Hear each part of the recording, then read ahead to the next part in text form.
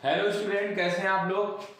चलिए मैथ की कुछ जानकारी, हम महत्वपूर्ण जो है जानकारी वो सीखते हैं। आज इंपॉर्टेंट कुछ क्वेश्चन है। क्वेश्चन क्या है, एक तरीके से आइडेंटिटीज हैं, इसे सीखना है।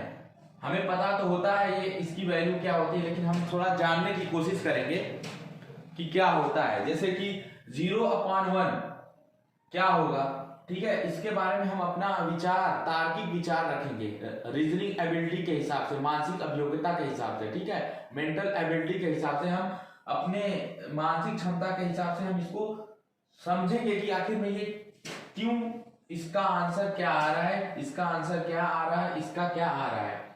और कितने में तो अभी भी इसमें कंप्लीट नहीं माना गया है। अभी लोग कह रहे हैं कि इसका ये करेक्ट आंसर नहीं है, ठीक है। तो वो भी हम देखेंगे क्या है, ठीक है। सबसे पहले हमें देखना है जीरो क्या है, शून्य क्या है। तो अभी मैं पूछूं अगर क्लास 5, 6, 7, 8 के लड़कों से या बड़े लड़कों से, तो उनको पता है, सबको पता है कि जीरो कुछ नहीं है, ठीक है। लेकिन जीरो को आप क्लास 1 के बच्चे को कैसे बताएंगे, जो अभी पढ़ना सीख रहा है, कि जीरो क्या है, वो तो नहीं समझ पाएगा। या LKG UKG का बच्चा, तो उसके लिए जीरो क्या है इसको बताने के लिए, अच्छा आपको पता है नथिंग इज जीरो, ठीक है ना। मतलब कि हम यहां लिख दें नथिंग ऑब्जेक्ट, ठीक है। कोई वस्तु नहीं, कोई वस्तु नहीं, ठीक है ना। अगर ऐसा कहीं पर है कि कोई वस्तु नहीं है, nothing object percent, nothing object percent, अगर कोई भी वस्तु नहीं है, कोई वस्तु नहीं है, तो उसे हम क्या मानते हैं कि वो जीरो है। वो क्या है, जीरो है। कोई वस्तु नहीं है तो हम मानते हैं कि वो जीरो है। लेकिन अभी भी कोई क्लास LKG या UKG का बच्चा नहीं समझ पाएगा, तो उसके लिए हम एक बताएंगे एग्जाम्पल। देखिए क्लास छोटे बच्चों को कैसे बताएंगे। हमने ले लिया एक बैग, चलिए एक बैग है, ठीक है, बैग, और इस बैग में हमने 2 मैंगो ले लिया, एक यहां और यहां की, हाँ 2 मैंगो है। मैंने बोला कि ये राम है, ठीक है ना, राम का ये बैग है। तो राम के बैग में कितने मैंगो है, 2 मैंगो। छोटे बच्चों को बताऊंगा, ठीक है, कि राम के बैग में कितने हैं मैंगो, 2 मैंगो, 2 मैंगो है, ठीक है, 2 मैंगो है। तो मैं छोटे बच्चों को समझाऊंगा कि राम के बैग में 2 मैंगो है और उसने श्याम को दे दिया, ठीक है ना, श्याम को दे दिया, ठीक है। तो श्याम को जब ये दोनों मैंगो दे देगा तो राम के बैग में कितना बचेगा, राम के बैग में कितना बचेगा। तब ये दोनों मैंगो हमने उठा करके किसको दे दिया, श्याम को, ठीक है, श्याम को दे दिया, श्याम को दे दिया। तो श्याम के पास, अब तो श्याम के पास 2 मैंगो हो गए, ठीक है, ठीक है। लेकिन अब राम के पास क्या बचा, राम के पास यही बैग बचा, सिर्फ यही बैग बचा, इसमें मैंगो नहीं बचा।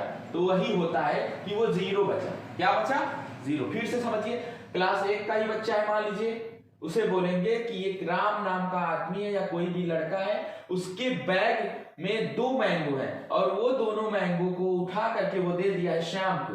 तो श्याम के पास अब 2 मैंगो हो गए, लेकिन अब राम के पास क्या बचा, कुछ भी नहीं बचा, सिर्फ खाली थैला बचा, और उसी को कहते हैं जीरो। इस तरह समझ जाएगा। चलिए ठीक है, इसे हम मिटा दे रहे हैं, इसे नोट कर लीजिएगा। छोटे बच्चे नोट क्या करेंगे, ऐसे ही, जीरो तो सभी लोग जानते हैं, छोटे बच्चों के लिए था। अब एक बात आती है कि 0/1 का क्या मतलब होगा। सबसे पहले हम डिवाइड समझेंगे, डिवाइड, ठीक है ना, डिवीजन, ठीक है, डिवीजन कैसे करेंगे। चलिए यहां पर मैंने अब एप्पल ले लिया, 1 कैसा बन रहा है, 2, ठीक है, 2 एप्पल, और भी ले लेता हूं, 3, 4 एप्पल। ये थोड़ा गड़बड़ बन गया है, चलिए 4 एप्पल ले लिया, 4 एप्पल ले लिया। तो डिवीजन अगर मैं समझाना चाहूं एक के बच्चे को, या मान लीजिए 2 या 3 जो भी क्लास हो, सेकंड या थर्ड के बच्चों को, तो मैं कैसे बताऊंगा? 4 एप्पल हैं, कितने एप्पल? 4 एप्पल, 4 एप्पल, और इनको मुझे 2 बच्चों में बांटना है। 2 बच्चे हैं, कितने बच्चे हैं? 2 बच्चे हैं, तो कितने कितने मिलेंगे? एक को कितना मिलेगा? तो एक को मिलेगा, वो बता देगा कि 2-2 सेब मिलेंगे। वो मैं कैसे बता दूंगा? ऐसे, एक यहां पर लड़का खड़ा है, एक यहां पर एक लड़की है यहां पर, और यहां पर एक लड़का खड़ा हुआ है, ठीक है। और ये 4 एप्पल हैं, इनको बराबर बराबर देना है, तो 2 एक को मिल जाएगा और 2 एक को मिल जाएगा। तो यानी कि एक एक को कितना मिलेगा? तो उसे कहते हैं जैसे 4 डिवाइड बाई 2, यानी कि ऐसे भी 4 डिवाइड बाई 2, तो ये हो जाएगा 2। कितना हो गया? 2 हो गया। तो 2-2 सेब आएगा। कितना कितना सेब? 2-2 सेब आएगा, ठीक है। एक लड़का को 2 सेब और एक लड़की को भी 2 सेब, और टोटल मिला के 4 सेब। तो ये तो जैसे डिवीजन हो गया क्लास 2-3 के बच्चों के लिए, ठीक है। अब जरा हम समझें, इसे हम बाद में इसे भी करेंगे अभी, कि अब ये बड़े बच्चों के लिए है। ये तो मतलब स्टार्ट में ऐसे हम समझ गए, ये बड़े लोगों के लिए है, ये हमको भी अभी नहीं कंफर्म, मतलब ये तो पता है, लेकिन अभी एक और आएगा, बताएंगे कि उसका वैल्यू क्या होती है, तो उसमें अभी संशय है। चलिए, 0/1 है, यानी कि आपके पास 0 एप्पल है, ठीक है ना। 0 एप्पल है, 0 एप्पल है, 0 एप्पल है, और 1 लोगों को देना है, ठीक है ना। कितने आदमी है? 1 आदमी। एप्पल ही 0 है और देना है 1 लोगों को, तो क्या मिलेगा? कुछ नहीं मिलेगा। एप्पल आदमी तो है यहाँ पर, ठीक है ना, यहाँ पर कोई आदमी है, ठीक है ना, या मान लीजिए कि कोई भी किड है, कोई बच्चा है, ठीक है, किड है, ठीक है, कोई बच्चा है, 1 बच्चा है, लेकिन एप्पल कितने हैं? 0 एप्पल है, और 1 बच्चे को देना है, तो कितना कितना पाएगा? वो तो कुछ नहीं पाएगा ना, वो 0 पाएगा। तो इसका आंसर आ जाएगा 0, यानी पहले का आंसर आ गया 0। ये कैसे आया? 0 एप्पल है और 1 लोगों को देना है, तो एक मतलब 1 लोग तो हैं, लेकिन उनको 0 एप्पल कैसे मिलेगा? कुछ नहीं मिलेगा। उनको कितना मिलेगा? 0 मिलेगा। तो इसका आंसर आ गया 0। इसको जरा देखते हैं, यहां पर 1 एप्पल तो है, 1 एप्पल है, जैसे ये एप्पल है, 1 है, कितना है, लेकिन हमको देना कितना है? 0। यहां पर किड 0 है, कोई है ही नहीं, यानी बच्चा यहां पर है ही नहीं। एप्पल हमारे पास 1 है, मान लीजिए कि हमारे पास ये एप्पल है, और इसको जो देना है वो लेने वाला कोई है ही नहीं, यानी बच्चा है ही नहीं, बच्चा नहीं है यहां पर। अब मेरे पास ये सेब है, अब बच्चा सामने है ही नहीं, तो मैं किसको दूंगा? ये कितना दूंगा? अब यहां पर बात फंस गई कि मैं उसको मिलेगा कितना? कितने लोग कहेंगे कि 0 मिलेगा। जब मिलेगा तो 0 किसको मिलेगा? आप जैसे कहते हैं 0 किसको मिलेगा? जब कोई है ही नहीं लेने वाला, तो ये 0 किसको दोगे? मैं ये बता दिया कि यहां पर बच्चा है ही नहीं लेने वाला, यानी 1 सेब तो है हमारे पास, लेकिन उसको लेने वाला कोई नहीं है, तो उसको कितना मिलेगा? जब लेने वाला ही नहीं है तो उसे मिलेगा कितना? तो 1 तो वैसे ही पड़ा रह जाएगा। तो इसका आंसर अब 1 भी नहीं लिख सकते, क्योंकि 1 मिलेगा तो किसको मिलेगा? अगर एक आंसर यहां पर आ जाए कि 1 मिलेगा, यहां पर तो 0 मिलेगा पता है, यहां पर तो 0 मिलेगा पता है, लेकिन वो किसको मिलेगा? एक बच्चा है, उसको 0 मिल जाएगा, क्योंकि सेब ही 0 है। यहां पर बच्चा ही नहीं है, तो ये 1 किसको मिलेगा? उसको मिलेगा भी नहीं। तो ये इस तरीके से कंफ्यूजन की स्थिति में अनडिफाइंड इसे बोलते हैं, अनडिफाइंड। अनडिफाइंड का मतलब अपरिभाषित, अपरिभाषित, ठीक है। और इसे हम इस सिंबल से लिखते हैं, इसका कोई डिफिनीशन नहीं है, ये अपरिभाषित है, कोई डिफिनीशन नहीं है, अनंत है, इसका कोई अंत ही नहीं है कि क्या आ जाएगा, ठीक है। इस तरीके से ये हो गया। अच्छा, ये देखिए, तो इसका जो आंसर आ जाएगा ये अपरिभाषित आ जाएगा। हमेशा 0 नीचे देखेंगे तो समझ जाएंगे कि अनडिफाइंड है, उसकी वैल्यू अनडिफाइंड है, परिभाषित नहीं है, वैलिड नहीं है। चलिए एक देखते हैं 0/0 का क्या मतलब होता है। 0/0 आपको पता होगा कि जैसे अब मैं 33/33 लिख दूं तो 1 आता है, ठीक है। 1/1 लिख दूं तो 1 आता है, अच्छा 100/100 लिख दूं तो भी 1 आता है। इससे मैं बताना क्या चाह रहा हूं, सेम न्यूमरेटर और सेम डिनोमिनेटर की वैल्यू 1 आती है। सेम न्यूमरेटर में सेम डिनोमिनेटर, अंश और हर अगर समान है तो उत्तर 1 आएगा हमेशा। अंश और हर समान है, उत्तर 1 आएगा। लेकिन यहां पर भी तो अंश और हर समान है, लेकिन इसका उत्तर 1 नहीं आएगा। इसका उत्तर 1 नहीं आएगा। ठीक है, इसका उत्तर 1 नहीं आएगा। कैसे? चलिए, जीरो हमारे पास सेम है, यहां पर एप्पल कितना है हमारे पास 0, ठीक है, और यहां पर 0 क्या हो गया, 0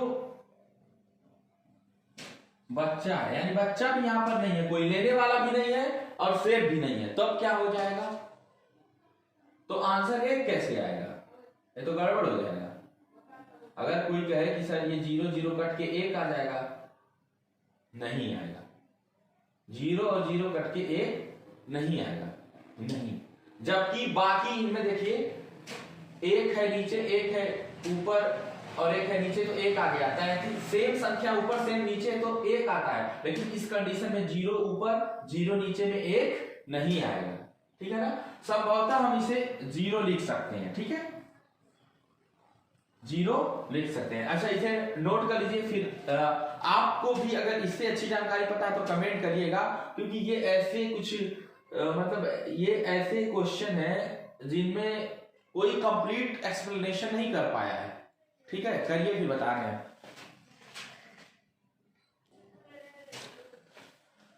ठीक है, अच्छा, 0 की जो खोज करी थी, 0 की जो खोज करी थी आर्यभट्ट नाम के वैज्ञानिक ने की थी, गणितज्ञ ने की थी, जो कि इंडियन थे। अपनी बुक है आर्यभट्टियम, उसमें उन्होंने लिखा है। अच्छा, ये जैसे क्या है कि 0/0 = 0, तो ये पता है ये भी कंफर्म नहीं है, ये अनडिफाइंड है, ये नॉट पॉसिबल है। इसे हम कहते हैं नॉट पॉसिबल, नॉट पॉसिबल।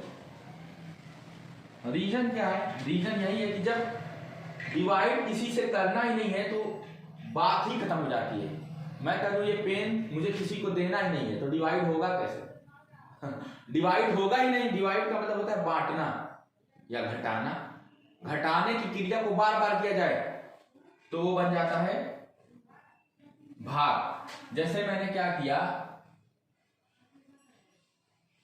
जैसे आपके पास 10 रुपए है और 2 से डिवाइड किया तो कितना बचा, कितना हुआ 5। 10 रुपए को 2 लोगों में बांटना है, 5-5 रुपया मिलेगा। और इसी को मैं 2 + 2 + 2 + 2 + 2 कर दूं, 2 2 4 2 6 2 8 2 10। कितनी बार, 1 2 3 4 5, 5 बार। तो 5 लोगों को 2-2 रुपया मिलेगा, यानी 10 रुपये को